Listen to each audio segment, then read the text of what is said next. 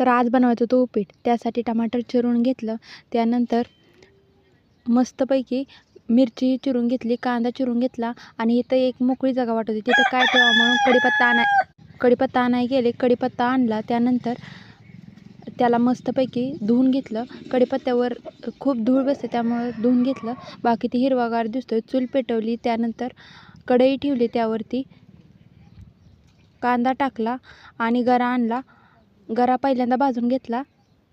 त्यानंतर गऱ्याला भाजून घेतलं आणि तेल थोडं टाकलं कारण ते मस्त भाजल म्हणून.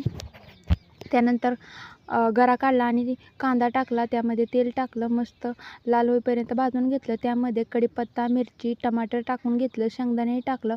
हळद टाकली आणि पाणी ओतलं. मीठ टाकलं आणि मस्त उकळी येईपर्यंत ठेवलं. त्यानंतर भाजलेला गरा त्यामध्ये टाकला आणि चुलीवरती 5 मिनटं ठेवलं. बघा किती मस्त झालं आहे उपीट. आता ह्यानंतर मी खाऊन घेते उपीट आणि मम्मीलाही देते. पप्पाला, मम्मीला आणि मला. मस्तपैकी परत